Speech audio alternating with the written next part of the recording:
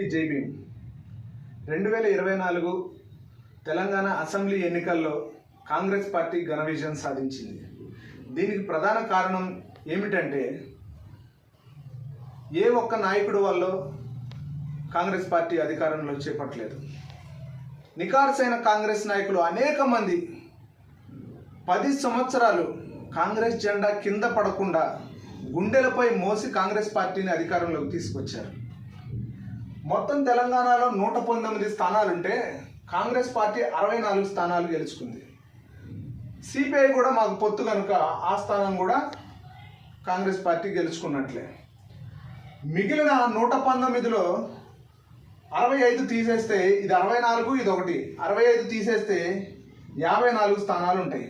BRS 39, MIM 7, BJP 8. మరి 10 సంవత్సరాలు ఒక నియంత పాలనకి ఎదురొడ్డి పోరాడిన నికార్సైన కాంగ్రెస్ నాయకులు పోరాటం వల్లే అధికారం వచ్చింది. ఈ అధికారం వచ్చే క్రమంలో 54 మంది ఓడిపోయారు కాంగ్రెస్ అభ్యర్థులు. ఈ కాంగ్రెస్ అభ్యర్థులు ఓడిపోతే వాళ్ళు ప్రతిపక్షంలో ఉన్నప్పుడు కూడా ఎప్పుడు బాధపడి ఉండరు. ప్రస్తుత పరిస్థితులు ఏంటంటే ఈ 54 స్థానాల్లో గెలిచిన ఎమ్మెల్యేల దగ్గరకు పోయి మన కాంగ్రెస్ పార్టీ నాయకులు మీరు రండి అని చెప్పి ఆహ్వానించి వాళ్ళని తీసుకుంటుంటే నికార్సైన కాంగ్రెస్ నాయకుల రక్తం మరిగిపోతుంది. 10 సంవత్సరాలు మా మీద దాడులు చేశారు. మొన్న అసెంబ్లీ స్పీకర్ పోచారం శ్రీనివాసరెడ్డి గారిని తీసుకున్నారు. అతను అసలు అసెంబ్లీలో ఉన్నది ఎంతమంది, మనం ప్రతిపక్షంలో ఉన్నది ఎంతమంది, కాంగ్రెస్ ఎమ్మెల్యేలు 6 ఉంటే 6కి మైక్ ఒక్క నిమిషం ఇచ్చేటోడు కాదు. మాట్లాడడానికి అవకాశం ఇవ్వలేదు. పురుగుల కంటే హీనంగా చూసిండు అతను మన కాంగ్రెస్ ఎమ్మెల్యేలను. అటువంటి పోచారం శ్రీనివాస్ గారి దగ్గరకు పోయి ఆయన్ని మనం ఆహ్వానించి పార్టీలోకి కండవ కప్పి ఆయన తీసుకున్నాం. దీనివల్ల అక్కడున్నటువంటి ఆయనకి ప్రత్యర్థిగా ఉన్నటువంటి కాంగ్రెస్ నాయకుడు, నికార్సైన కాంగ్రెస్ నాయకుడు ఎంత ఇబ్బంది పడి ఉండాలి. నేను చెప్పబోయేది ఒక్కటే అన్న, క్రికెట్ టోర్నమెంట్లో 11 మంది ఉంటే ఎక్స్ట్రా ప్లేయర్లు కూడా 3-4 ఉంటారు. అంటే 11 వాళ్ళు 4 15 మంది, లేకపోతే ఇంకా ఎక్స్ట్రా ఉండొచ్చేమో 17 మంది వరకు.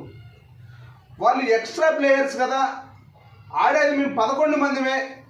అందువల్ల ఇండియా కప్ కొట్టిందంటే కాదన్నా. మళ్ళీ ఒకసారి చెప్తున్నా అన్న, ఈ 54 మంది కూడా కాంగ్రెస్ జెండా గుండెలపై మోసిన వ్యక్తులే. అనేక ఇబ్బందులు, అనేక అవమానాలు పడ్డది వీళ్ళు కూడా అన్న. క్రికెట్ టీంలో ఏ విధంగా ఎక్స్ట్రా ప్లేయర్లు కూడా నిద్రపోకుండా ప్రాక్టీస్ చేస్తారో, ఎందుకంటే ఎవరైనా ఒక ప్లేయర్కి ఏదైనా గాయమైతే మేము ఆడతాం కదా, ఆ విధంగా ఎలాగైతే ప్రాక్టీస్ చేస్తారో, మేము గెలుస్తామా గెలవమా కాదు, కాంగ్రెస్ పార్టీ గెలవాలి, కాంగ్రెస్ పార్టీ అధికారంలోకి రావాలి, అదే లక్ష్యంతో ఈ 54 మంది కూడా పనిచేశారు. అటువంటిది ఈ 54 మంది ఉన్న చోట కాకుండా మనం వేరే వాళ్ళని ఎవరినైనా పార్టీలో జాయిన్ చేసుకుంటే బాగుంటుంది. కానీ వీళ్ళని ఓడగొట్టిన నాయకుల్ని అధికార పార్టీలో ఉండి, బీఆర్ఎస్ పార్టీలో ఉండి వాళ్ళు ఇన్ని రోజులు అధికారం అనుభవించి ఇప్పుడు మళ్ళీ వాళ్ళని కాంగ్రెస్లోకి తీసుకుంటే గుండెలు పగిలిపోతున్నాయన్న. దయచేసి ఆలోచించండి. ముందుగా పార్టీ కోసం ఎవరైతే త్యాగాలు చేశారో, ఎవరైతే ఇబ్బందులు పడ్డారో, ఎవరైతే అవమానాలను కూడా భరిస్తూ చిరునవ్వును చిందించారో వారికి అండగా నిలబడండి. వారి ఇంటికి వెళ్ళి వారికి అండగా నిలబడండి అన్న. మరొకసారి చెప్తున్న అధిష్టాన నాయకులకి, మా ముఖ్యమంత్రి గారికి, అందరికీ అన్న, నాకు తెలిసిన మాట మీకు ఒకటి చెప్తున్నా అన్న. మా భద్రాచలం నియోజకవర్గంలో చాలామందికి కూడా అపోహ కాంగ్రెస్ పార్టీ అధికారంలోకి రాదు అని. కానీ అక్కడ ఉన్నటువంటి అప్పుడు ఎమ్మెల్యే గారు పొదమేరయ్య గారు ఒక మాట అనేవారు, తమ్ముడు అధికారంలో ఖచ్చితంగా కాంగ్రెస్ పార్టీ వస్తుంది అని. ఎందుకు ఆ ధీమాతో చెప్తున్నావు అని నానేవాడిని. ఎందుకంటే రాజన్న పాదయాత్ర చేసినప్పుడు కాంగ్రెస్ పార్టీ అధికారంలోకి వచ్చింది తమ్ముడు. ఇప్పుడు రేవంత్ అన్న, ఒక పక్క బట్టి అన్న, ఇద్దరు కలిసి పాదయాత్ర చేస్తున్నారు. వీళ్ళే కాకుండా దేశంలో రాహుల్ గాంధీ గారు పాదయాత్ర చేస్తున్నారు. 3 పాదయాత్ర చేస్తున్నారు తమ్ముడు. ఎట్టి పరిస్థితుల్లో మనం అధికారంలోకి వస్తామని అసలు పొదమేరయ్య గారు చెప్పే విధానానికి రోమాలు లెక్కబడి చేయి అంత ఎనలైజ్ చేసేవాడు. కానీ కొన్ని అనివార్య కారణాల వల్ల వారు కూడా ఓడిపోయారు. వారు ఎన్నో ఇబ్బందులు పడ్డారు, ఎన్నో అవమానాలు పడ్డారు. కానీ ఇప్పుడు కాంగ్రెస్ జెండా కిందకు దించలే. ఎప్పుడు కూడా అధినాయకుల్ని విమర్శించలే. రాహుల్ గాంధీ గారిని కానీ, సోనియా గాంధీ గారిని కానీ, ఎప్పుడు రేవంత్ రెడ్డి గారిని కానీ, భట్టి గారిని కానీ ఎప్పుడు విమర్శించలే. ఎప్పుడు పార్టీకి అండగానే ఉన్నాడు.